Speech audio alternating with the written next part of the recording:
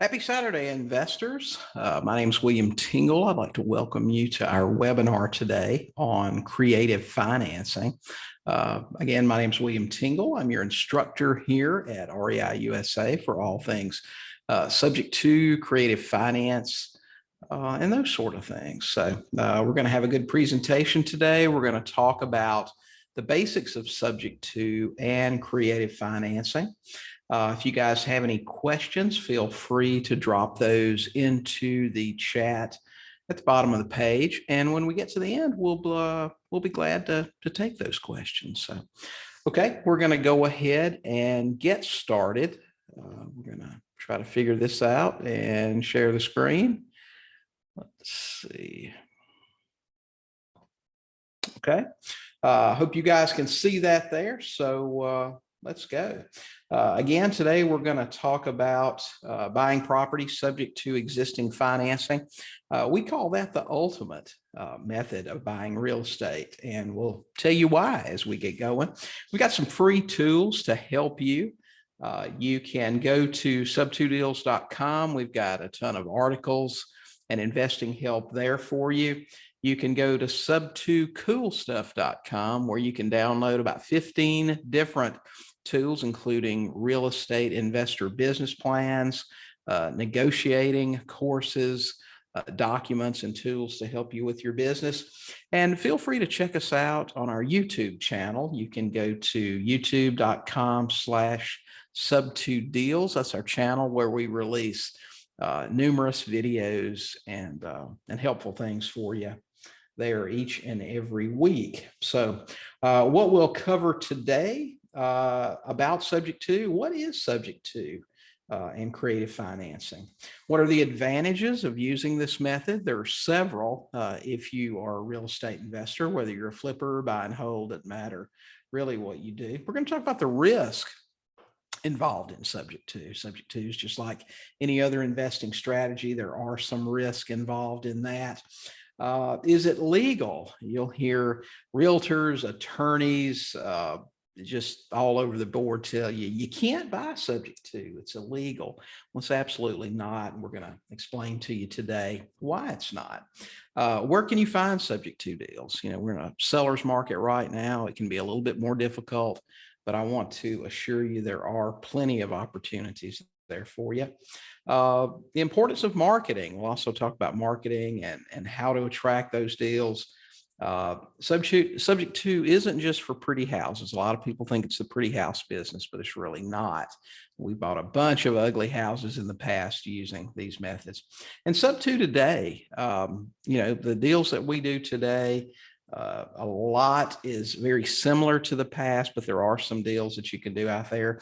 In the past, we wouldn't buy no equity or low equity deals, but we do today, make a ton of money, and we're going to show you how we do that. Just a little bit about me. I worked in the restaurant industry before I got started in the real estate business. That was a 20-year career for me. I ordered a Carlton Sheets course in July of 1999 and bought my first investment property. About a month later, we actually read that course and took some action. That's really the key to what we're trying to do here. You can hang out in Facebook groups forever. You can buy a ton of courses, spend a lot of money. But if you don't take action, you're not going to be successful. That's what's important. How many sellers have you talked to today about buying their house? Everyone is not going to sell creatively, but a certain percentage will. And those are the ones that you're looking for. I quit my job and went full time 1 year after that first purchase. Worked as an investor for about 10 years, moved to Belize, sort of semi-retired there, and started buying 10, 15 houses a year, just really kind of taking it easy, really cherry picking the deals. To date, we probably over that 600 deal mark, a lot of deeds from a lot of people, a lot of motivated sellers. So that's just a little bit about me. If you guys jump on here, go to the chat box, let me know your name, let me know where you're from. So I can say hey to you, and don't forget to drop your questions in there if you have any. So What is buying subject to? Well, when you buy a property subject to, you're purchasing it subject to the existing financing. That's what we're really talking about here. And put very simply, this means that any loans, other liens, or encumbrances on the property are going to stay there without any formal assumption on your part. The owner is going to deed the property to you. You're going to take the payment book and just start sending in the payments, just like the former owner did. Okay. We like to say that you own the property and the seller still owns the financing. Well, hey, Tim and Tina from Oklahoma, glad to see you guys on here today. Again, if you have any questions, just drop those in here for me. I'd love to help you with that and answer those for you. Okay. So why would anyone sell their house this way? I remember when I learned about subject to, I was a new investor. I was wanting to create a monthly income that let me quit my job. And I learned very quickly that banks are only going to lend you so much money. They're only going to let you take out so many loans. If you're fortunate enough to have good credit and have a little bit of money to get those loans, they are only going to let you have so many before they're going to cut you off. They like to call it exposure. You have a lot of exposure with us, which means a lot of risk. So when I learned about subject to, people will just give you the deed, take over the payments to your property. I was like, wow, who in the heck would do that? Well, what you find out is there are a lot of people that will. People get in divorce. We deal with a lot of people in divorce. There's most homes are 2-income homes these days. If they lose one income, they can't make those house payments anymore. You know, they qualified for that loan based on both of their incomes. So if that's one of them's going away, they're not going to be able to make those payments. They're an excellent source of deals. Job transfers, the same thing, especially people in the military. People in the military get VA loans. They let you roll all the cost, zero down. So it's not uncommon to find people that got transferred into one base a year ago. They bought a house, they owe more than the house is worth, and a year later they're getting transferred again. They have no equity, they can't afford to pay a realtor, and you approach and say, hey, we'll take over the payments, you won't have to come out of pocket to sell your house. And they're very excited about that. Death in the family, loss of income, tired landlords, especially during COVID. People that I like to call accidental landlords. Maybe they inherited a house or they couldn't sell their house when they built a new one or bought a new one. So they just rent it out and they don't know how to deal with situations like non-paying tenants. So they're a really good target. People that lost their job, they bought another house, they need to sell. There really are literally as many reasons as there are sellers. Never prejudge. Approach people that have a house to sell and find out what their situation is. So I learned about subject to, and I thought, well, this is great. If this is real, the first opportunity I have, I'm going to present this. And I got my first opportunity. I had a gentleman call me with a brand new home that he and his soon-to-be ex-wife had just bought less than a year before. Called us off a bandit sign. You know, those signs that you put out that cost about $1 a piece. You nail them to a telephone pole, you put them on a stake and put them out. He said, hey, I saw your sign and I've got a house I need to sell. Now, I drove out, looked at it, a brand new 3-bedroom, 2-bath. Had a mortgage on it of about $104,000, 7% interest. And I asked him, listen, if I could make the payments for you, is that something that would work for you? He said, that would be great. His payments were current. He signed it over to us. We marketed it, sold it on a contract for deed, which is a form of seller financing. Sold it for $125,000, got a $13,000 check as a down payment. And we financed the balance at 8.75% interest. We collected $161 a month in cash flow for 26 months. Our buyers refinanced us. We collected another $8,800, and we made over $26,000 on this house in 27 months. Not the best cash flow, not the best deal in the world, but I was brand new. It was my first subject to deal. And I thought the fact that that guy gave me a house was just the greatest thing in the world. Now we went to closing. That $13,000 turned into $12,750. I was new. I paid half the closing cost, but I'm telling you, I was a happy guy. This picture is a few years old. It was my first sub two. It was about 20 years ago. But it just proved to me that it worked. You know, a check for $12,750 at the time, I made about $60,000 a year. You know, so that was a couple of months of work for me on a deal, a house that was just handed to me. So I thought that was the most amazing thing in the world. So it proved to me at that time that it really did work. So we started really looking for sub-2 deals following that. So what are some of the advantages of buying subject to? Well, number one, no banks needed. Doesn't matter if you got great credit, poor credit, no credit, doesn't matter at all. You're never going to ask a bank to finance a house for you. Number two, low or no closing cost. Look at, if you've ever bought a house conventionally, look at your HUD closing statement and the cost, the thousands of dollars that you're paying in closing fees are astronomical. If I buy a house subject to, I can close one of two ways. I can do a regular closing with a title company or an attorney. Cost me about $1,000 typically, title work, closing fees, that sort of thing. Or I can self-close, which is a topic for another day, where it may cost $200 or $300, and we do that with a mobile notary. But either way, it's a ton less expensive than doing a traditional bank closing.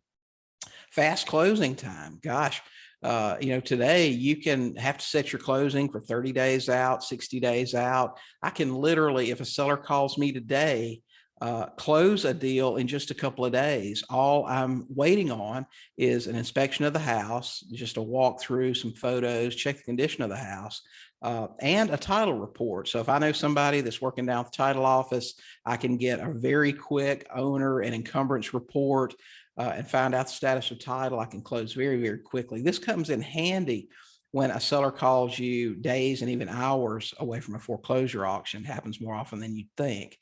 So that's very handy. Again, good credit isn't needed. It doesn't show up on your credit report. You get to take advantage of low homeowner interest rates. This is huge because as an investor, if you do get long-term traditional financing, you're not going to get the best rates. You're a higher risk. You're not owner occupying the property. So the banks are going to hit you for at least an extra % or two on your financing. We can take over sub-2 deals today with homeowner rates, you know, 2%, 2.25%, very, very low, almost free money. And owning the property with long-term financing in place means that your exit strategies can be anything you want. If you get an investor loan, especially with a small local bank, a lot of times they're going to have a 1-year, 3-year balloon or a call on that note where you either have to beg them to extend it or refinance it out. Virtually all of the homeowners that you're going to run into are going to have 30-year fixed rate mortgages. Now, you will run into some that have a balloon, older notes, or higher interest rates or adjustable rates, but the majority will have long-term fixed. And that means that you can count on cash flow until the loan is fully amortized. And that's huge depending on what your exit strategy is. If you want to hold it as a rental forever, you can. If you want to sell it with seller financing, if you want to do lease options, if you want to retail it and it's enough equity, you can do whatever you want. So that's really crucial. One big question that we get a lot from especially newer investors is buying subject to legal? Maybe they've talked to a real estate agent that says you can't take over payments. You can't do that. I've even talked to attorneys that would tell you it's not legal to do that. But the truth is, there is a due on sale clause in pretty much every mortgage written after the mid 80s. And that just says that the due on sale clause gives banks the right at their option to call the loan due if title's transferred on that property. Now, that's not a law. It is not any type of legal violation that you're conducting by doing this. It's simply a clause inside the mortgage where the seller agrees not to transfer title. Again, nobody's going to jail. There's no due on sale jail. There's no due on sale police. It's just a violation of an agreement between the seller and the bank. And what does that mean? It means that the bank can call that loan due if they choose to or not. And it actually says, if you'll read a due on sale clause, at their option. And that simply means they may not. It's very vague. I've been doing this for 22 years and we've taken over loans, banks of every size, local banks, Bank of America, Regions Bank, large banks, Wells Fargo, small banks, Trust Bank. I mean, it doesn't matter.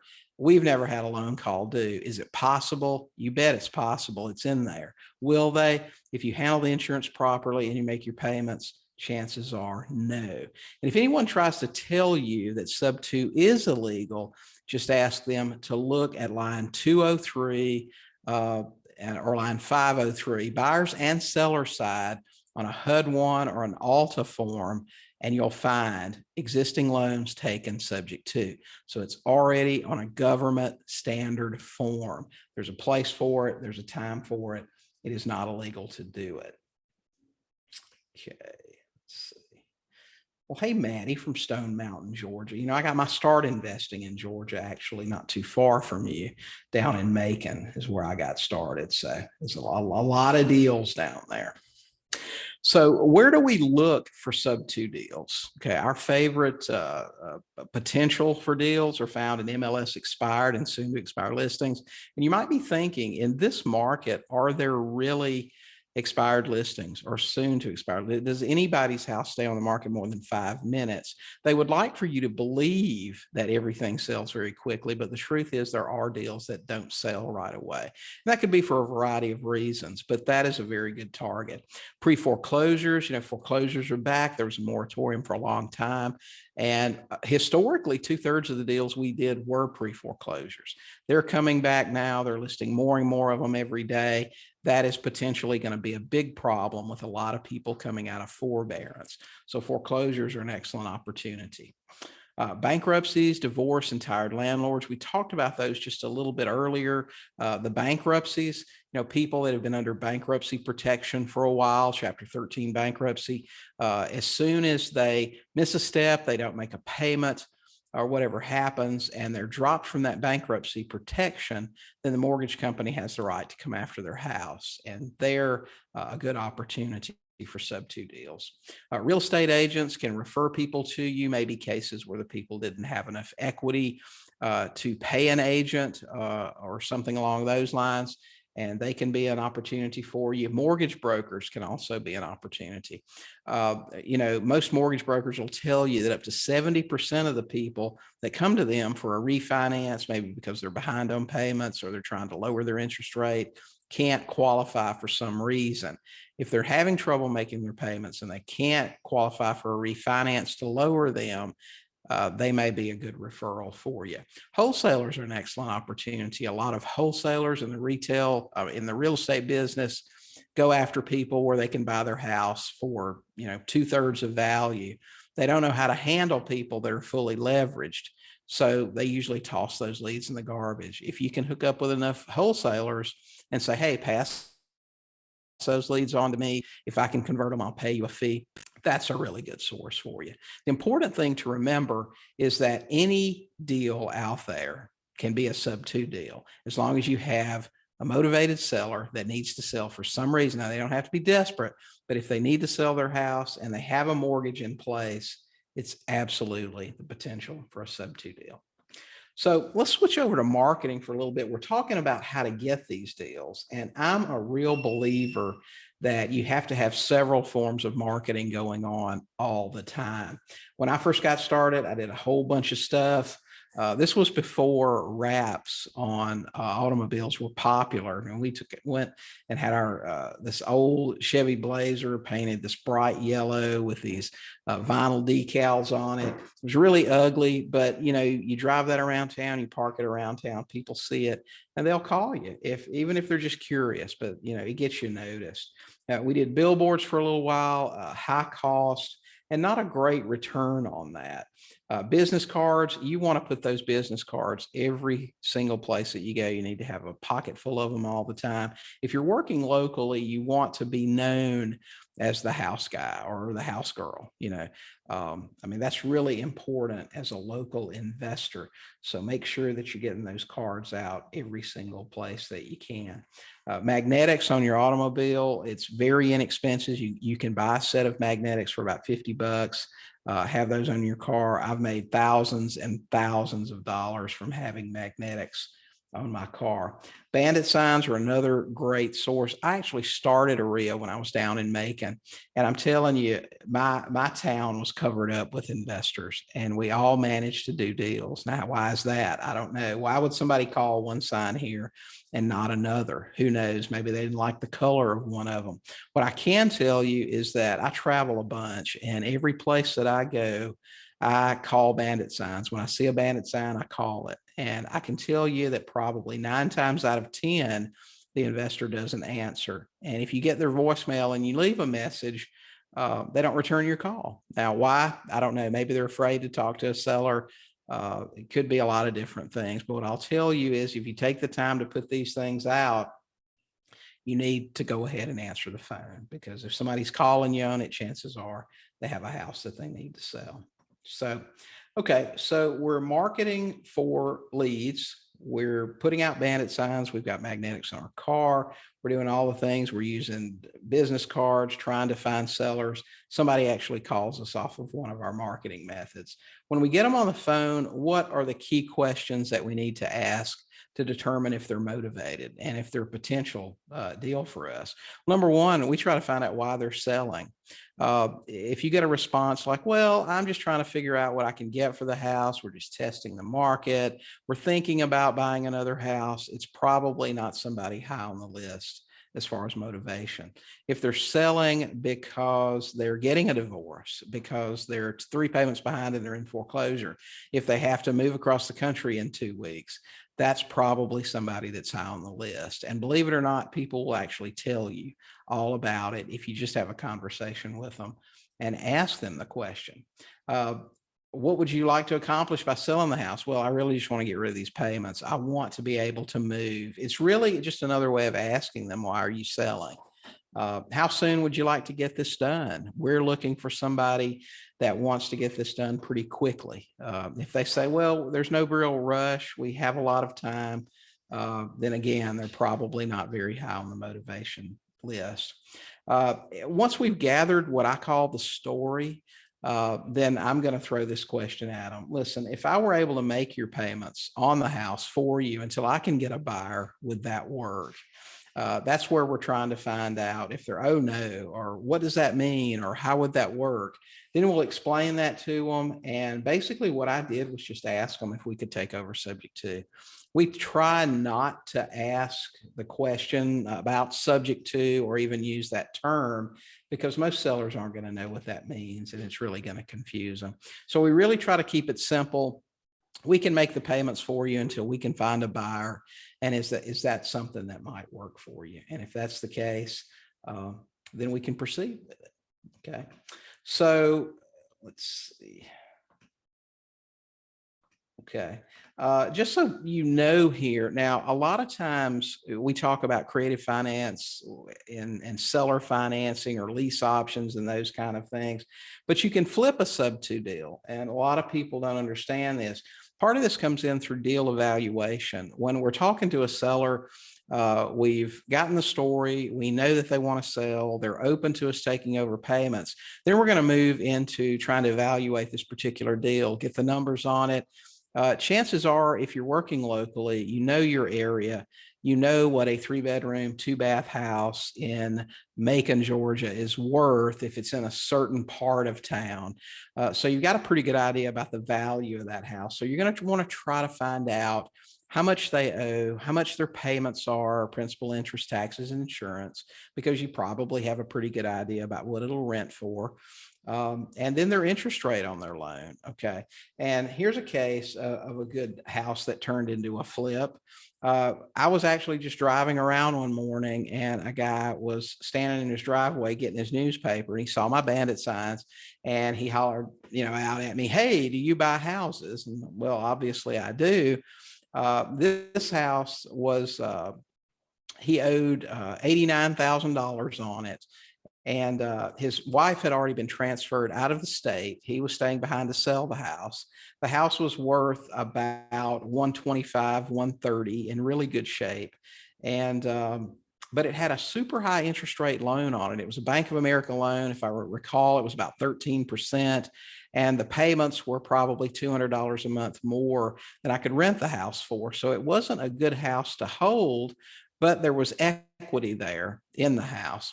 So we agreed to purchase it with the intent of just flipping it. Now, I think today they'll call this thing a wholesale. At the time, we didn't have that term.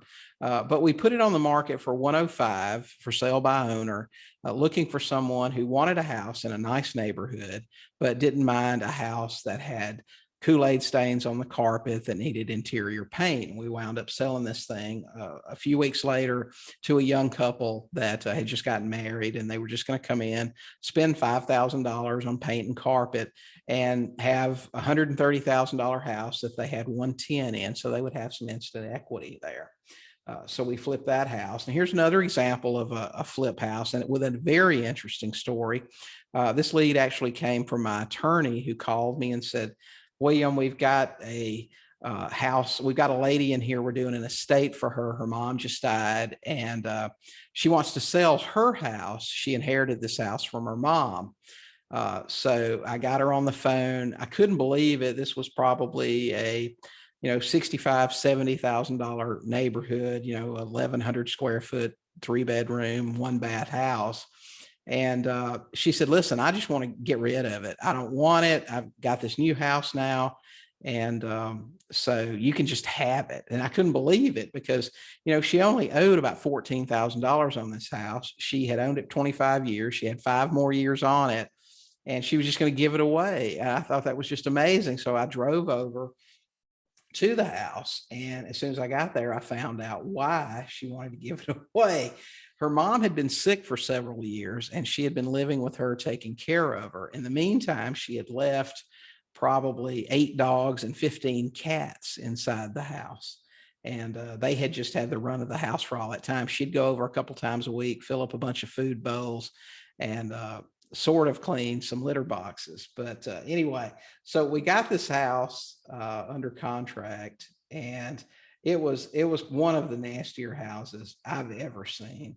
It was just horrible. The condition of the house was just really terrible. But we got it under contract. It was really funny. We were set to close on it, and the next door neighbor came over and said, hey, if I'd known this house was for sale, I would have bought it. And I said, well, hey, you still can buy it. So he made us the offer on the house, and we sold that house for $29,000. So we made, a quick $15,000 profit, and then he got to fix it up. And I think ultimately he said he was going to move his daughter over there close to him to live next to him. So that was a good deal there. You can find some really good deals on MLS expired listings, or what I call soon to expire listings. And those are people that have had their house on the market for 90, 120 or more days, and it hasn't sold. Again, the story's really important. What we generally do on those is just mail out a postcard and say, hey, I notice your house has been listed for a while and hasn't sold. If you need to sell it, give us a call. We can usually close quickly and get you out of that thing. So this guy responded to a postcard. He was actually in pre-foreclosure. He was 4 payments behind on a house worth about $100,000. And, the story, again, talking to the sellers is so important, because you find out what their motivation is to get rid of this thing. And the more motivated they are, obviously, the more likely they are to let you take over payments or do something creative. He had gotten a job offer in another state, and in preparation for moving had listed his house. Well, his agent said, your house needs carpet, it needs new paint, you need to leave all the appliances, and it should sell pretty quickly. They had actually listed this house over its value. I think initially it was listed for 110, and he had moved to his new location, started his new job, worked for a few weeks, got fired. So that didn't work out well for him. He didn't have the money to move home. He barely had the money to make his rent, and he couldn't make the house payment. So here he was 4 months later, 4 payments behind on a $100,000 house that he only owed $48,000 on. Well, instead of communicating that to his agent, and his agent suggesting that they just lower the price, fire sale this thing, get it gone, get him some money, get him out of trouble, he didn't tell his agent, so his agent had no idea. We asked the questions, got the story, and made him an offer. We wrote him a check for $3,500. We made up his back payments, $3,500, and just reduced the price of the house to $89,000. We got a buyer right away and closed about 90 days later. I believe it was another VA loan. We made a profit on this house of $36,000 in 90 days. I was only in the house a couple of times. It was in excellent condition. I was there long enough to walk through with my new realtor that listed it for us, knew the story, and just got us a buyer very quickly. So just knowing the story will get you a deal almost every single time. You can retail and rehab sub-2 deals. Here's an example of a house that we bought that was in foreclosure. This particular house, this guy had owned it for 15 years. He was 6 months behind with payments of $411 a month. He owed $30,000.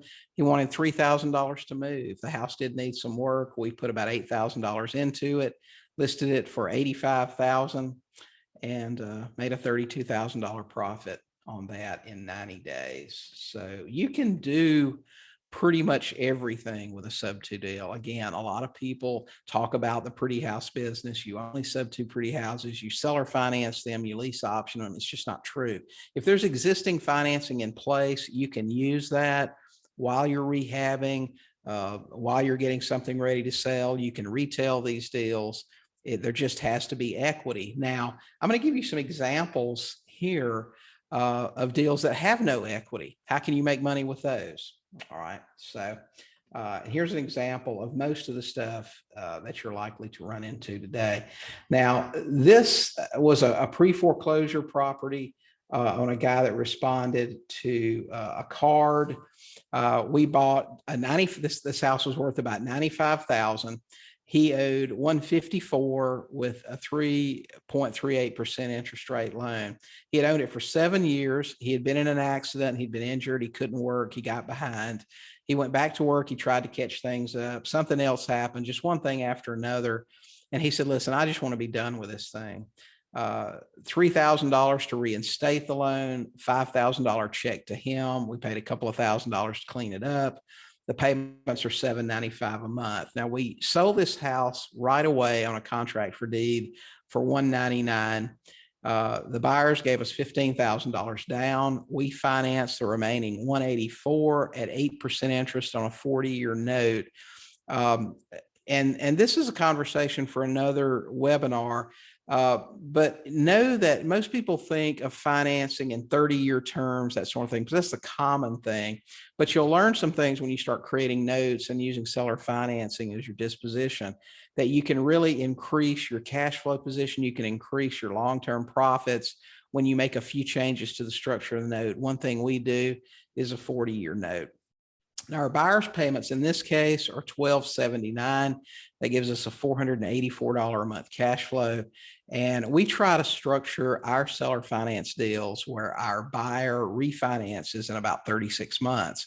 So assuming that these people do, then our back end payoff on this deal will be around $41,000. So here's a house that we bought. We had $5,000 out of pocket up front. We got $15,000 as a down payment.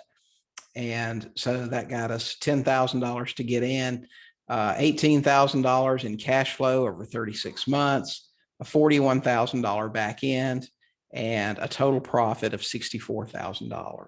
So here's one with absolutely no equity, and I'll show you how these things can be profitable for you as well. This house was actually found by a property finder for us. We used an app at the time, and there's several of them: Deal Machine, Profit Drive.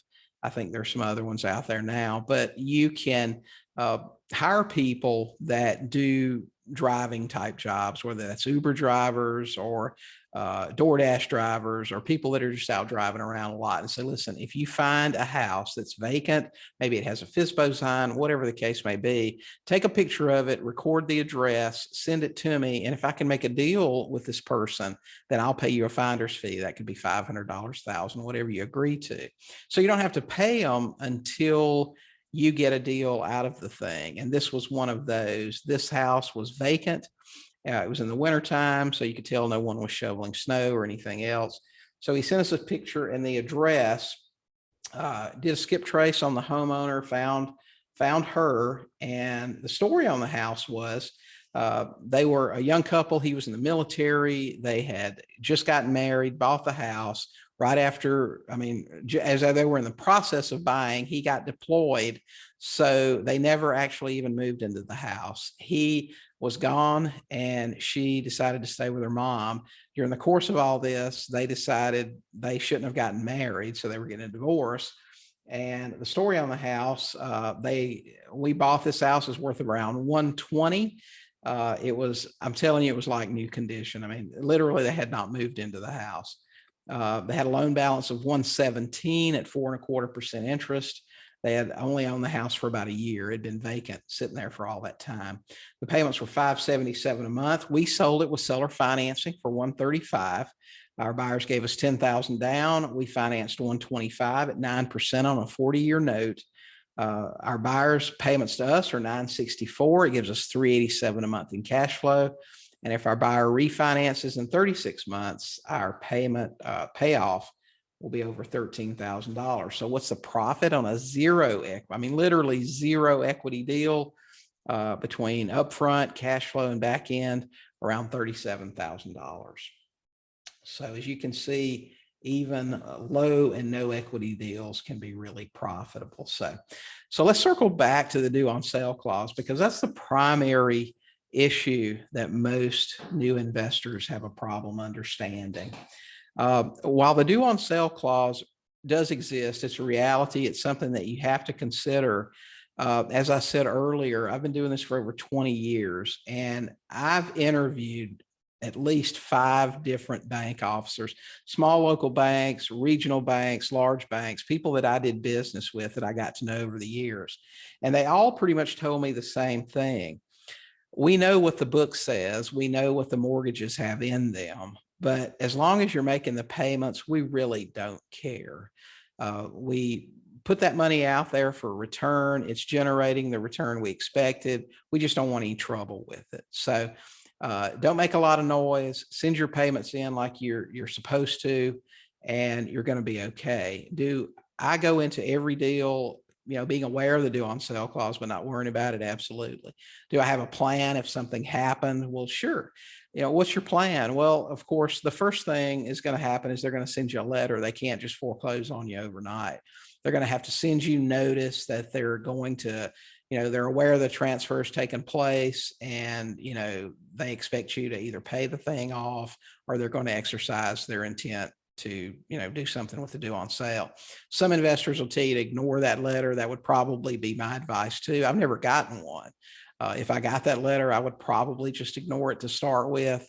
And then if I heard from them again, then we would just start talking. What do you guys want me to do here?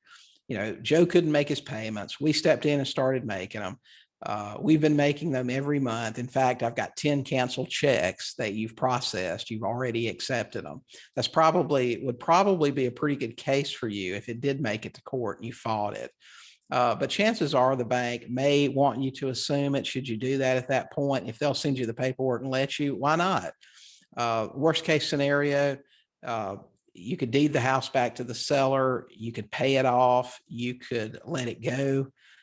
You've got a lot of options. It's not going to be the end of the world if something happens. But again, like I'm saying, I've been doing this for a long time. I know a lot of investors. I've heard of very few cases where it's been a problem. And in every single case, I can tell you, it's because the insurance was handled improperly or the payment wasn't being made as it should. So there you go. You take care of those 2 things, and chances are you're going to be just fine. So we've talked a lot about subject to, what it is. Hopefully you've got a good understanding of it. If there is a secret to it, it is to know your technique, know how it works, know how you can use it, how you can't use it. Education is really key to this. And this is whether you've got a coach. There are a lot of coaches here at REI USA that can help you various aspects of this. You can contact me anytime. I'll help you in any way I can, answer any questions. As far as generating the leads, you want to plan and execute consistent marketing. You need to let sellers know that you're out there, that you're an option for them if they need to sell, whether they're listed properties, whether they're FSBOs. Once you make contact, stay in touch with them. Let them know that you'll be their plan B. Learn to recognize a motivated seller. Learn what questions you should be asking these sellers to find out if they're motivated. 99% of the people that you're going to talk to that have a house for sale want cash, period. That's all they want. It's that 1% that you're going to be doing business with. So think about it like this. If 1% of the sellers out there need to sell their house and you talk to 100 sellers a month, that's 25 a week, chances are you'll buy one house a month. And you need to make sure that you're on our webinar about the 12 houses to freedom, where you can see how you can buy one house a month and create a $500,000 a year income. I think for most of y'all, that would be pretty good. Learn to recognize the motivated seller, evaluate deals based on your goals. Are you wanting to create cash flow? Or are you just wanting to flip houses? Cash flow, long-term cash flow keeps you from having to work. That's the thing about wholesaling. If you're constantly flipping houses, if you take a vacation for a month, if you a couple of months, you want to go to Europe or just take a big break, your income stops. If you create cash flow, whether that's seller finance notes, rentals, tenant buyers, lease options, those are the things that let you stay on permanent vacation, because the income keeps coming in even while you're not working. But the real key is just to take action. Remember what I told you about that Carlton Sheets course. I've probably bought half a dozen houses over the years that were in foreclosure that had a Carlton Sheets course in the closet in one of the bedrooms. Most of them, the first book is unwrapped. The rest of them are still in cellophane. The difference between me and the only thing that kept me from being someone who stayed in the restaurant business was that I went through the course and actually did the things that he told me to do.